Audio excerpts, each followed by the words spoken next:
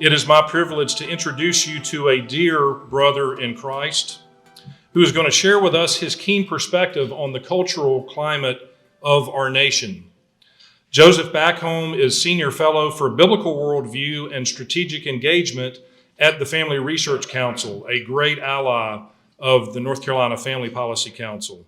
Joseph combines extensive legal, political, and policy experience with a love for the way, and I love this, the Bible, the way biblical truth cultivates human flourishing. Joseph previously served as legal counsel and director of What Would You Say at the Colson Center for Christian Worldview, where he developed and launched a growing platform that creates short animated videos answering common questions about faith and culture. Very, very creative work. Prior to that, Joseph served as president and general counsel of the Family Policy Institute, which is our counterpart organization in the state of Washington. So he has a real heart and an intimate knowledge for the work that we do here. Joseph's extensive YouTube career began as a self-identified 6'5" Chinese woman. What? This was as part of a series of YouTube videos exploring the logic of gender identity, particularly on college campuses. So before Joseph comes up and you welcome him, we're going to show you a sample of this YouTube video.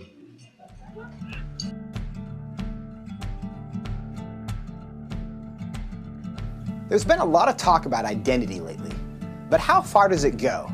And is it possible to be wrong? We went to the University of Washington to find out. Are you aware of the debate happening in Washington State around the ability to access bathrooms, locker rooms, spas based on gender identity and gender expression? I think people should be able to have access to the facility. I think bathrooms could and potentially should be gender neutral because there doesn't need to be a classification for differences. I think people definitely should have the ability to go into whichever locker room they want. I feel like at least public universities should do their best to accommodate for those who do not have a specific gender identity. You know, whether you identify as male or female and whether your sex at birth is matching to that, you should be able to utilize the resources. So if I told you that I was a woman, what would your response be? Good for you. Okay. Like, yeah. Nice to meet you. I'd be like, what? Really? I don't have a problem with it. I'd ask you how you came to that conclusion. If I told you that I was Chinese, what would your response be? I mean, I might be a little surprised, but I would say, good for you. Like, yeah, be who you are. I would maybe think you had some Chinese ancestor. I would ask you how you similarly came to that conclusion and why you came to that conclusion. I would have a lot of questions just because on the outside I would assume that you're a white man. If I told you that I was 7 years old, what would your response be? I wouldn't believe that immediately. I probably wouldn't believe it, but I mean, it wouldn't really bother me that much to go out of my way and tell you, no, you're wrong. I'd just be like, oh, okay, he wants to say he's 7 years old. If you feel 7 at heart, then then so be it. Yeah, good for you. So if I wanted to enroll in a first grade class, do you think I should be allowed to?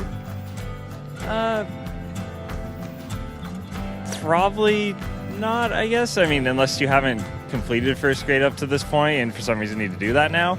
If that's where you feel like mentally you should be, then I feel like there are communities that would accept you for that. I would say so long as you're not hindering society and you're not causing harm to other people, I feel like that should be an okay thing. If I told you I'm 6 feet 5 inches, what would you say? That I would question.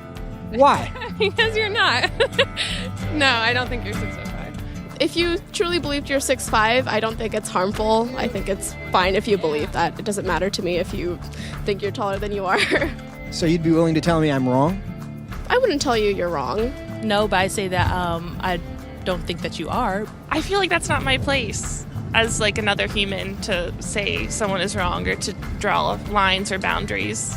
No, I mean, I wouldn't just go like, oh, you're wrong, like that's wrong to believe in it, because I mean, again, it doesn't really bother me what you want to think about your height or anything.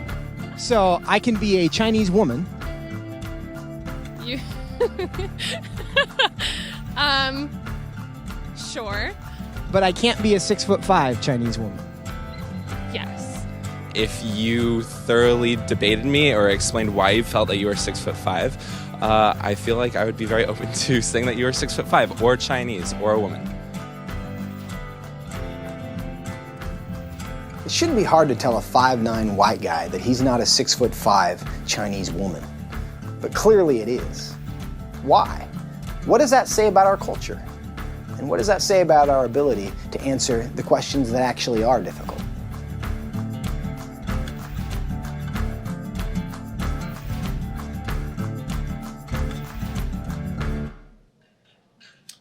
Friends, please help me welcome everyone's favorite 5'9" white guy, 6'5" Chinese woman, Joseph Backholm.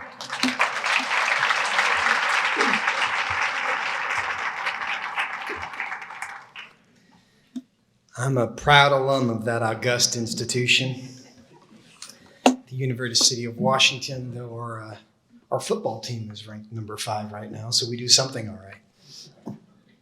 But really glad to be with you here this evening, and I'm grateful for this. What wasn't mentioned in my bio is that I am now a North Carolina resident. And yes, and one of long, interesting story that I won't bore you with tonight about how I ended up here. But one of my goals is to prevent this place from becoming Seattle. And, I come from the future. And the future is not all good, I assure you. And whatever you think the troubles are, and we all have troubles, I assure you that it can be worse. And, and that's part of why we're here. And, in John, I'm just so encouraged by the list, really, what happened in this last legislative session. And in many ways, just tremendous answers to prayer. But I hope that as you hear that list, as you hear the good things that happened, and some of those are wildly significant, and we're going to talk about them this evening and the possibilities that they create for the future, I hope each of you takes some ownership and find some satisfaction in what is happening. Because this is an organization that only exists because we are a team. And there are Jerry is at the Capitol, and John is at the Capitol, and people are down there knocking on doors, but none of that happens if it isn't for you. And John mentioned that I ran the Washington State version of the North Carolina Family Policy Council. And one thing that became abundantly clear to me in that experience is that if they don't fear you, they don't care what you think. And I tell people all the time that if we are talking to no one, if we are talking to no constituents, I can send Jesus into the legislature as our lobbyist, and they will shake his hand, they will be polite, they will thank him for his time, and they will forget everything that he says. However, if they believe that I'm talking to 10,000 of their constituents, I could send my 6-year-old with a note in a lunchbox telling them this is what we want you to do, and they will hang on every word that they say. Because it really is, can you influence their election or can you not? And that's the currency that they deal in. So as good-looking and intelligent as the staff of the NC Family Policy Council is, you are what give them credibility. And know that what you do is so important. And those emails that you get and the emails that you send as a result of the emails that you get and the conversations that you have is really what makes our ideas have currency in the legislature. So be encouraged, be thankful for the work that they do and that they put in, but also take ownership and satisfaction in the role that each one of you, each one of us play in all of that, because it's really, really super important. So in my effort to help hopefully prevent North Carolina from becoming Seattle, my wife and my family and I moved here a little less than 3 years ago now. And we moved here from Texas, actually, which is for these purposes, not relevant. But my wife is a lower school head at a classical school in North Raleigh, and that's kind of how we ended up here. I was working increasingly in Washington, D.C., and I wanted to be closer to Washington, D.C., but not in Washington, D.C., and Raleigh kind of fell within the parameters of our search criteria, and God opened up some doors. And I just can't tell you how thankful we are to be here. This state has been good to us. The people have been wonderful to us. I think we're going to be here for quite a while, and we're super invested in what's happening. And so I'm just grateful to be here and be part of this. And John also mentioned that I currently have a role with the Family Research Council as a senior fellow in the Center for Biblical Worldview there. And I think about worldview, and I'm a lawyer by training, but I'm also a pastor's kid. And because I'm a pastor's kid, I just saw what happened in the church. I just decided that I wanted a job where people would like me. So I went to law school. But I have this interesting kind of combination, and I say that tongue in cheek. If there's any pastors in the room, you know exactly what I'm talking about. And honestly, I mean, and a sidebar here, the job of a pastor and the job of a legislator are very, very similar. As a guy who grew up in a pastor's home and now works in politics, because you're basically like, you've got this diverse group of people, and all you want them to do is be happy. Can we just have some peace? How do I make you get along with you, and so we can all like have dinner without fighting? And that's kind of, they're very similar dynamics, of course, for slightly different goals, and certainly in different contexts. But my dad was a pastor growing up, and one of the things that he would do with me, back in the day when there was such a thing as newspapers, and many of you will remember what those are. They were printed on paper when we would read them and unfold them and all of those things and read the comics. And in the morning, sometimes, we would sit down, and he would just find out what the headline was of that day, and invariably it's bad news. And he would ask me the question. He would say, so how is it, Joseph, that disobedience to what God told us to do has led to the result that we are reading about in the headlines today? And whether it's some kind of, social breakdown or poverty or crime or whatever it is, we'd inevitably, and the wisdom books are kind of Proverbs or James, and we'd go through and understand, here are the things that God told us that are good for us, and here are the various ways in which people decided that they were smarter than God, and here are the consequences of that. And I didn't realize what was happening at that point, but he was teaching me worldview. He was helping me understand that the rules of the universe that God created, that we are powerless to change, try as we may, were given for our benefit and not for our harm. And that really it wired the way I understood the world. And you can just see pain and suffering and pain and suffering. And you can, in many cases, and we know that there's, common grace, and sometimes there's just hurricanes, and that's nobody's fault. But in so much of life, the pain that we are experiencing can be traced back to the moment where we decided that we thought we were smarter than God, which of course is not a new problem. We're not particularly creative in that sense. It started in Genesis chapter 3 when the serpent showed up with Eve and asked that dreadful question, did God really say you should not eat of the tree of the knowledge of good and evil? And she was like, well, maybe. Well, actually, she knew the answer to the question then, and he convinced her she didn't, and we've been dealing with the consequences of that ever since. So that's the dynamic that we're dealing with. And our job, and it's not really a job, it should be a blessing, as ambassadors for Christ, as Paul calls us in 2 Corinthians 10, calling the world to be reconciled to God, is just to point people to reality, to truth. And the way that, and it's in my bio, and John mentioned it, the way that biblical truth cultivates human flourishing. Because, you go, if your car could talk to you, or if you could talk to your car, and your car said, you know what, gas is expensive, and it is. We should put water in the gas tank. It's also better for the environment because there'd be no emission, right? So no emissions, let's just put water in the gas tank because there's all sorts of reasons it's going to work better. And then you put water in the gas tank, and what would happen? Well, it wouldn't go very far, and your car would argue, no, this is really going to be better. And eventually you have that debate, and you'd have to eventually make the point, well, that's not what you were created for.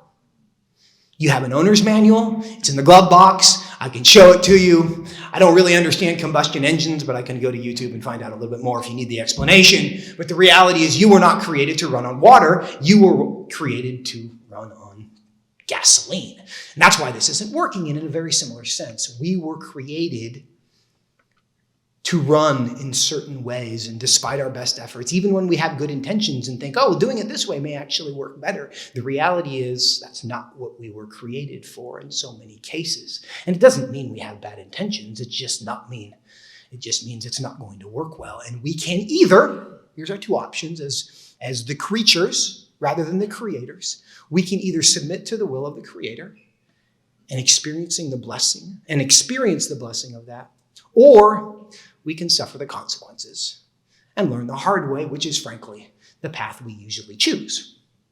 And that's what's going on in public policy most of the time, is that we are cleaning up the messes that result from suffering the consequences of wishing that we were the creator and not the created. So many ways that this is happening. I want to talk a little bit about some of the stuff that's in the news right now and the worldview implications of this.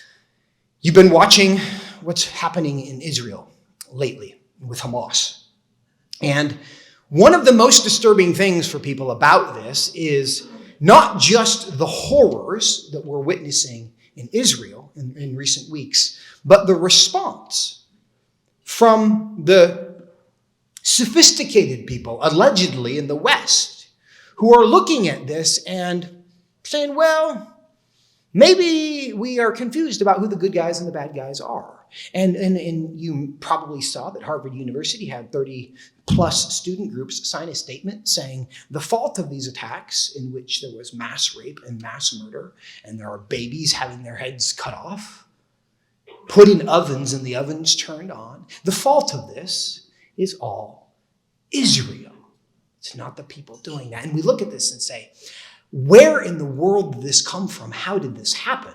Only a few weeks ago, I was actually in Poland and I went to Auschwitz. This was actually like 4 days before this attack happened. I was in Poland. Went to Auschwitz-Birkenau, which is the deadliest place during the Holocaust. And of course, they have never again everywhere. The whole reason we create those memorials is because we want to make sure we never forget so it can never happen again. And days and weeks later, in the West, in the biggest cities in the world, we have people chanting from the river to the sea, Palestine will be free, which is code for get rid of all the Jews and get rid of Israel.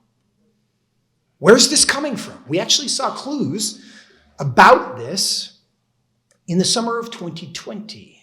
Did you remember? We referred to it affectionately as the summer of love. Because after the tragic and unfortunate death of George Floyd, a bunch of people responded by destroying their neighbor's property and burning things and rioting and generally behaving in ways that were not particularly civilized and probably not helpful. And you also took note when they said these are mostly peaceful protests. And we didn't refer to those events as crimes necessarily. We were encouraged to listen and to understand because they had something to say to us. Now, why is that? Why were we not able to just call this crime? Well, because something has crept into our social consciousness, and it's called critical theory, which has become a much bigger part of our vernacular lately, specifically as it relates to critical race theory. But critical race theory is actually a subset of something broader, which is critical theory. And I know some of you will be aware of what that is, and some of you may not. But critical theory is the idea that everyone is categorized as one of the oppressed or one of the oppressors. And the original critical theory was Karl Marx. And people say, oh, this is Marxist ideology, and it is kind of a pejorative, but it's historically just what it is. It is Marxist ideology. He came up with the idea that based on your socioeconomic status, you were one of the oppressors and you are one of the oppressed, and that it is the duty of the oppressed to overthrow the oppressors. Now, since then, there have been many derivations of critical theory, including critical race theory, which we've had lots of debates about recently, which means we categorize each other as one of the oppressed or one of the oppressors based on how much melanin God put into our skin. There's critical queer theory, which is depending on what your sexual impulses are, you are one of the oppressed or you are one of the oppressors. There's critical gender theory, which means depending on your sexual system, you are one of the oppressors or one of the oppressed, and it goes on and on and on. And we know that this encourages us to place our identity in, from a Christian perspective, what are superficial categories. Now, of course, God creates us in specific ways, and those are good things. But our primary identity as Christians and as humans should not be in my sexual organs or my sexual interests or, the color of my skin. But in categorizing ourselves that way as oppressors or oppressed, not only has our identity been placed in the wrong thing, but something else happened that we were much less conscious of, which is we determined as a basis of morality that whatever the oppressed did to the oppressors was acceptable because it was being done in an effort to free them from their oppression. So in the summer of 2020, we weren't as outraged as we otherwise might have been because we were told all of this rioting and looting and arson, things that in other contexts would have been categorized as criminal behavior. Because of who was doing it, it was not necessarily crime, and it deserved to be listened to. It was questionable then. We have now turned the corner from questionable to evil, because now what we are justifying, what we are excusing, what we are refusing to identify as simply wrong is mass rape, is mass murder. Because, why? Because we've categorized the parties. When the oppressed do it to the oppressors, it's fine because they just need liberation. One of the most countercultural things about the gospel today is the fact that God holds us morally responsible for our behavior, even if we are oppressed, even in the midst of our oppression.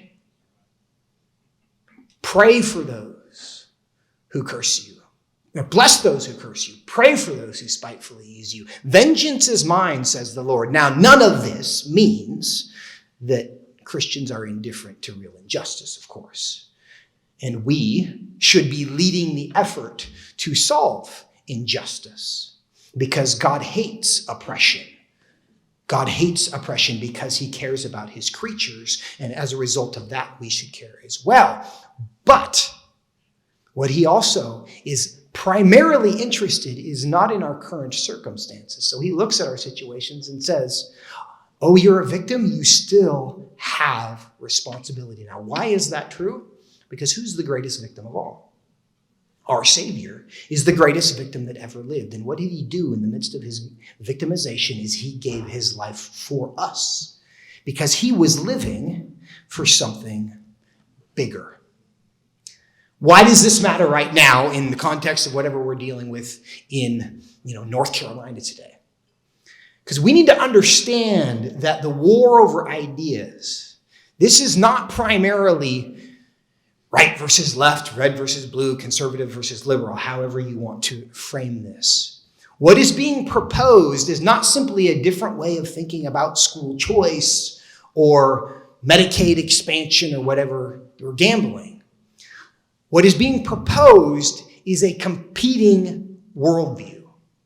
It's a competing religion. I mentioned the fact that these theories encourage us to place our identity in the wrong thing. Here's what the gospel says.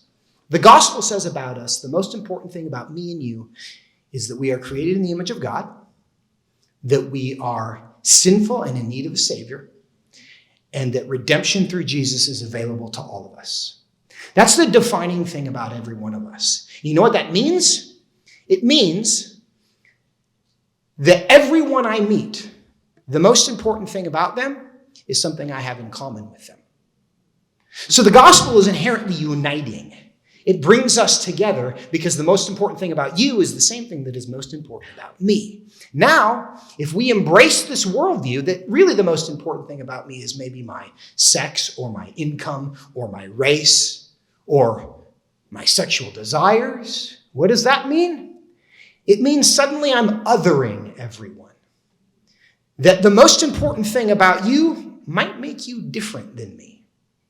And if you're on the other side of this critical theory divide, if I'm one of the oppressed and you're one of the oppressors, there's instant animosity. So what is this alternative worldview that is being proposed is inherently divisive, and we see the division everywhere. Nobody is unaware of that division. What's interesting is one of the only things that all Americans will agree about, left, right, center, middle, however you identify yourself, there are very few things that we all agree about. Here's one of them. Everything's messed up. Right? Nobody looks at the world and says, it is all as it should be. We all inherently recognize there's a lot of problems in the world. But our worldviews are defined by 4 different things. Our assumptions about origin, meaning, morality, and destiny. Where did I come from? Am I an accident? Am I a result of eons of mutations where a mud puddle turned into me? Was I created by God? Origins makes a big difference. Meaning, does my life matter or why? Does my life matter because I was created with a purpose and the one who created me gave me purpose? Or does it not matter because it's all an accident? So I just get to decide what meaning my life has. And if I decide the purpose of my life is to have fun and to have pleasure, which most of us have decided, how dare you get in the way of that? Origin meaning morality. Who determines what is right and wrong? Is it Gallup? Do we take a poll to determine what is right and wrong? Does God determine what is right and wrong? Or does right and wrong even exist? Is that just a social construct we've created for the oppressors to control the oppressed? Which is, these days, the prevailing opinion. What happens when you die? Do you stand in judgment before your creator, or do you just simply fade to black? The answers to these questions define who you are and who I am in really substantive ways. These define the debates that we're having from left to right and right to left. Because somebody who believes that my life is an accident, I'm here without any purpose, there's no ultimate meaning to my life because I'm a Gnostic, the best I can hope for is fun. My heart tells me what brings me happiness. Therefore, I should be able to just follow my heart and live authentically and do whatever I feel like. That person should not be expected to frequently agree with the person who says, I was created by someone who loves me and knows me and has the answer, and he gives me purpose. He knows what's right and wrong. He's revealed that to me in Scripture, and he's told me that my heart is deceitful and desperately wicked, and who could know it? And that my heart is not only the key to truth, it's actually working against me in many cases, so I need to do much better than just follow my heart. Those two people will rarely agree because they're starting from very, very different places. And it helps us in our conversations about all of these issues to recognize why we disagree.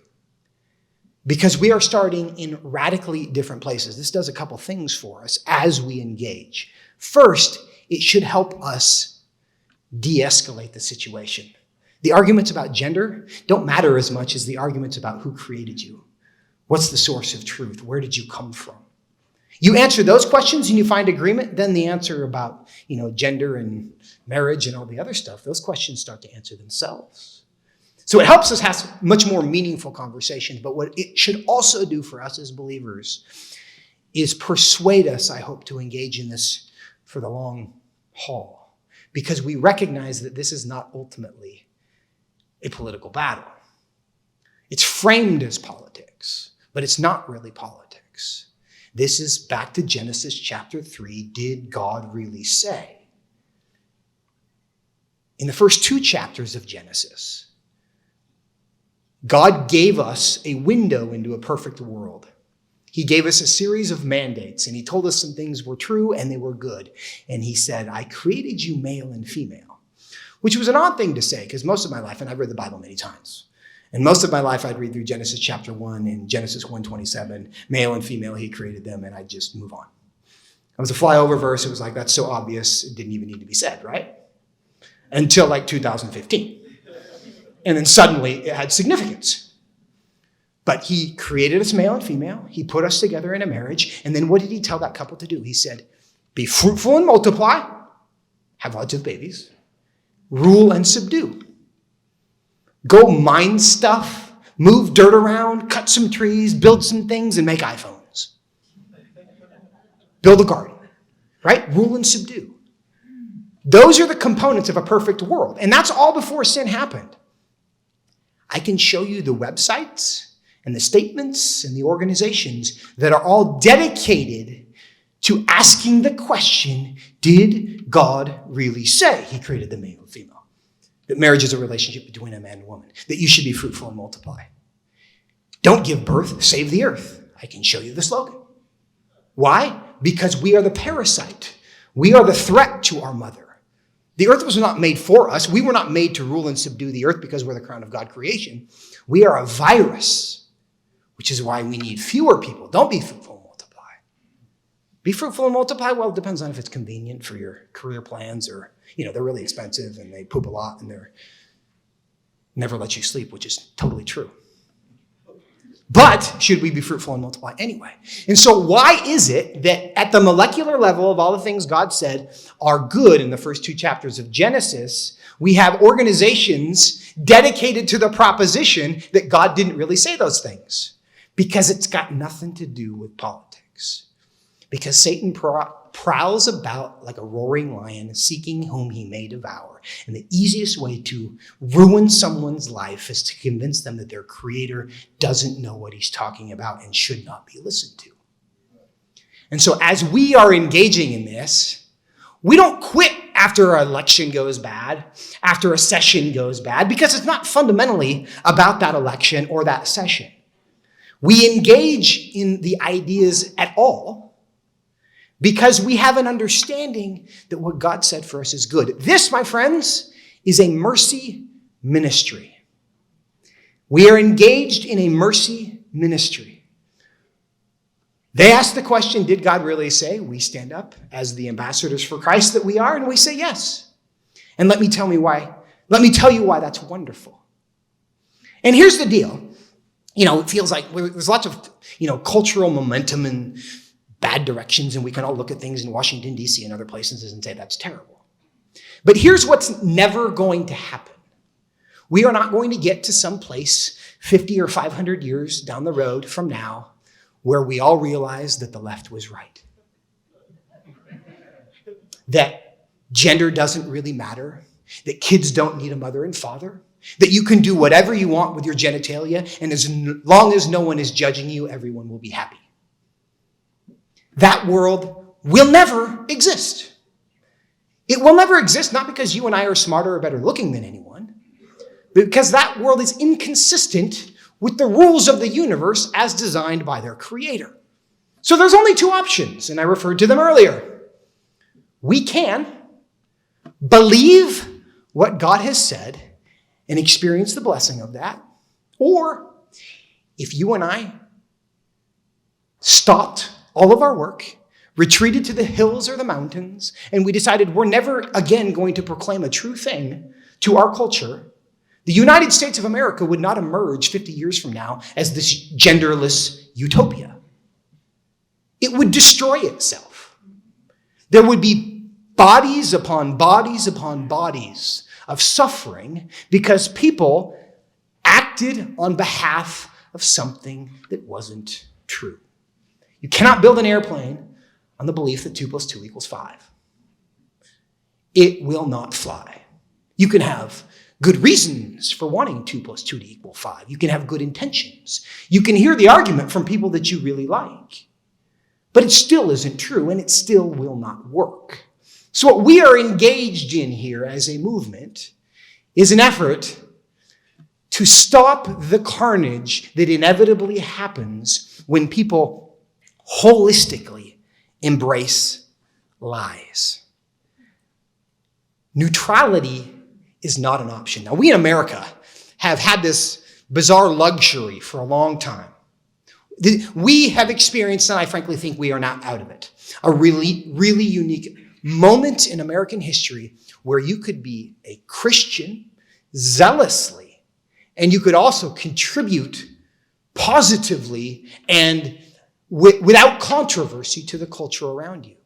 It was really easy for about 200 years in America to be both a Christian and just a member of society, because there was this shared set of values that we had. They might not have shared our theology, but they still had the sense that, yes, there's a God. My parents went to church, and yeah, I mean, I can't do whatever I want. At least I was spanked as a kid, and somebody told me that there's right and wrong, and I don't believe that I can be whatever I want. We had this shared value system that even if we didn't go to church together, helped us have some things in common, that we won't just steal from each other and lie to each other. And my word, we won't try to tell each other that men can have babies.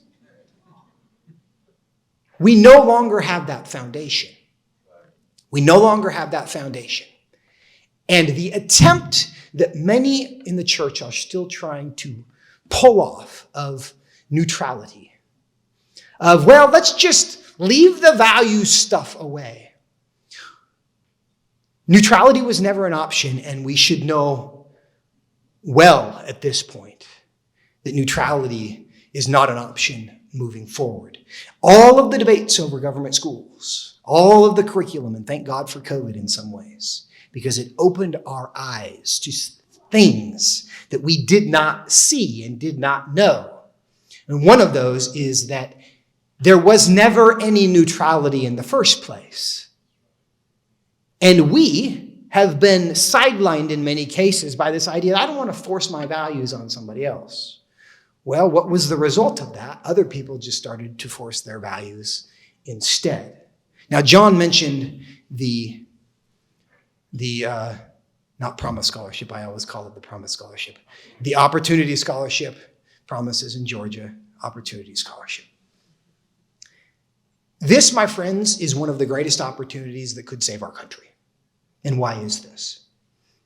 And there's a lot that we can't get into at this point. But the Supreme Court has done a couple of things recently as a result of COVID. And one of those is they've clarified that if there is a school choice system in a state, that it must be made available to religious schools, to Christian schools. So they cannot discriminate against the opportunity that exists now here in North Carolina at the school, for example, that my wife works at in North Raleigh. If we are going to save our country, it is going to be because the church, once again, reclaims the responsibility of discipling its own children. Here's what's been happening for a long time. Going back to 2020, Trump counties, and this is just a delineation that you'll understand, this is not a partisan statement. Trump counties have 25% more children, 25% higher birth rate than Biden counties. You know what that demographic should do over 20 or 30 years? We should overwhelm them as a population. Do you want to know why that hasn't happened? Because we send our kids to their schools and they turn our kids into them. Because for a long time, we've hoped that the government school remained neutral. They're not neutral anymore. And the evidence is overwhelming, and that's what we study at part of the Center for Biblical Worldview, that the culture has done a much more effective job of discipling the church than the church has done of discipling the culture. And so I have 4 children. There's a lot of parents in this room and some grandparents as well. We must reclaim that responsibility for ourselves. And here's what's happened. Here's the supernatural miracle that has happened with the Opportunity Scholarship and the Supreme Court decisions that happened about 12 months before this saying you may not discriminate against religious schools. That when your church opens a school, and it should, and it must, there are and we can disciple our kids inside our own buildings. Children will spend between kindergarten and 12th grade 16,000 hours in a classroom. 16,000 hours. And now they spend an additional 8 hours a day on some form of media. And I hope your kids do not, but that's the national average. Education and formation and discipleship is not primarily about head knowledge. It's primarily about what you learn to love. And when you spend 16,000 hours in a classroom that values the wrong things and another 8 hours a day just absorbing whatever Instagram and TikTok are sending to you, you will not overcome that, even if you go to church every week and send them to youth group on Wednesday night. You cannot overcome the impact of that because what they're learning is to love the right things. We debate about curriculum, and we should, but it's not so much about the ideas that are planted in your head. It's what does your heart value? And when you marinate, and a friend of mine described it this way, as cucumbers in a brine. What is the flavor of the brine that our little cucumbers are soaking in as they become pickles? If you sit in a culture of licentiousness and carnality and disrespect, and that's all you see, you should not be surprised if they turn out that flavor of a pickle. We have been acting surprised. But the gift that God has given us is in this moment that he said, you know, that same dollar that is being used to educate your children in the drag queens class down the street, you can take to your church and you can own those 16,000 hours. And if the church does that for the next 30 years, we can change the state of the world. And why is that? Because their way will never work. That argument is going to be made for us. We don't even have to make the argument. Their own life experience is going to demonstrate that those ideas fail. Again, not because we're smarter than anybody, but because that's the rules of the universe. What the church has to be committed to is this idea that we have something better. And that the gospel is actually better. And they are going to run out of track because the people trying the hardest to be the happiest are always the most miserable. They're always the most miserable. And why is that? Because we were not created to please ourselves. And so as we faithfully, diligently, joyfully, simply just live out what God told us is good for us, we can provide such a contrast to what the culture around us is becoming. That, as Peter tells us in his first letter, be prepared at all times to give an answer for the hope that lies within you, which presumes, of course, they're asking the question, what is that hope that lies within you? Because I'm miserable and you look happy. Tell me why. But we have to live differently. And friends, I'm going to close with this. An example, there's Daniel chapter 3, another story you're very familiar with, Shadrach, Meshach, and Abednego. We all want to change the world. Shadrach, Meshach, and Abednego, I don't know if they wanted to change the world, but they ended up changing the world, and we all know how. They were told to come into the center of the court, and they had this statue, and we should imagine the statue in Babylon at that point is holding a rainbow flag. Right? The golden image. Why did he want them to bow? He wanted them to bow to show ultimately their allegiance. He knew that they were Jewish. He knew that they worshiped Yahweh, didn't care. He just wanted to make sure that they also worshiped his God. So Nebuchadnezzar knew that he was ultimately in control. And that's the same scenario we find ourselves in. If you worship their gods, you can be one of the good Christians and they will applaud you and give you awards. They don't hate us because of who we worship. They hate us because of who we refuse to worship. That's how it was with Shadrach, Meshach, and Abednego. That's how it was with the church in the first century Rome as well. They'll let you be your Christian as long as you serve their gods too. He called them in and said, bow. They said no. He calls them back because they were actually valuable, right? He had elevated them to positions of leadership in Babylon. These were smart guys. They'd done a lot of work. He liked them. He called them back and said, no, guys, I'm serious. I need your loyalty. I need to know that you're going to do the right thing. You all know the response, but it's worth remembering again. What did he say to them? O king, we have no need to answer you in this matter. For our God can rescue me from your hand, whatever you threaten me with. Right? They were going to throw him into the furnace. We get deterred by mean tweets. Right? Oh, he might not give me a donation. Oh, they might look at me funny. Oh, whatever that is. That's what deters us. They knew they were actually going into a furnace. And they said, oh God, our King can deliver us from your hand. But even if he doesn't, we will not bow to your idols. Even if he doesn't, we will not bow to your idols. And what happened? You know the rest of the story. Threw him in the fire. Jesus delivered him. Here's the point of that story for us today. God used that situation to change Nebuchadnezzar's hearts because Jesus intervened. But you know what he didn't use primarily from Shadrach, Meshach, and Abednego? Their brilliance. I'm sure they were smart guys.